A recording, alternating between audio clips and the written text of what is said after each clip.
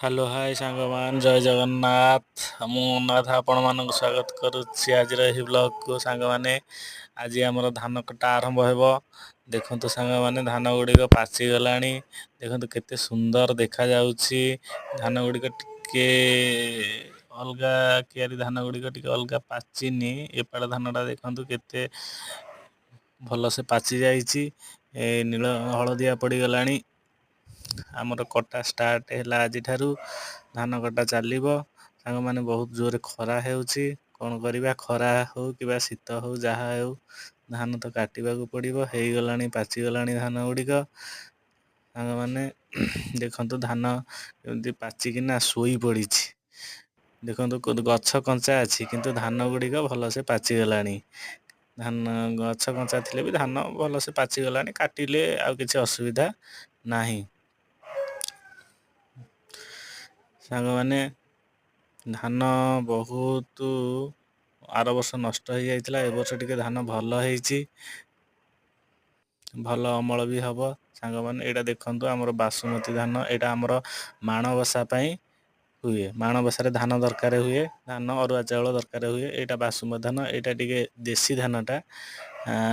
ବହୁତ ଗଛ ଉଞ୍ଚା ହୋଇଥାଏ। ତେଣୁକରି ଏଇଟା ଅଧାରୁ କଟାଯାଏ। ଦୋକାଟ କଟା ହେଇକିନା ସେଇଟା ହଳା ବନ୍ଧା ହେଇକିନା ଆସିବ। ଆଉ ଅବଶିଷ୍ଟ ଯେଉଁ ପଛ ଆଡ଼କୁ ରହିଲା ମୂଳ ଅଂଶ ସେଗୁଡ଼ାକ ଗାଈ ଖାଇବା ପାଇଁ ଭଲ ହୁଏ।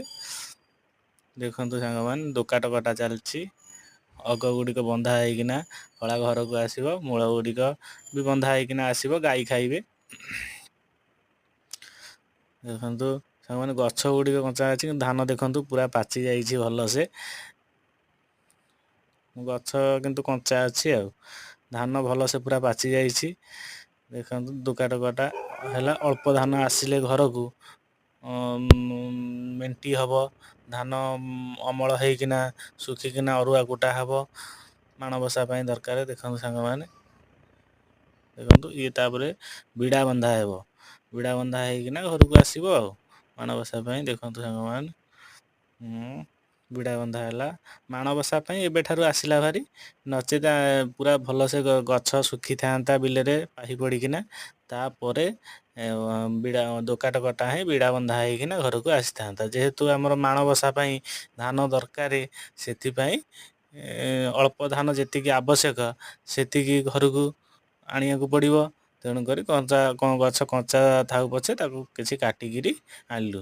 ଦେଖନ୍ତୁ ସାଙ୍ଗମାନେ ଧାନ ଗୁଡ଼ିକ ପାହି ପଡ଼ିଛି। କିଆରିଟା ଅଧା କାଟି ଦେଇଛି ଆଜି। ଆଉ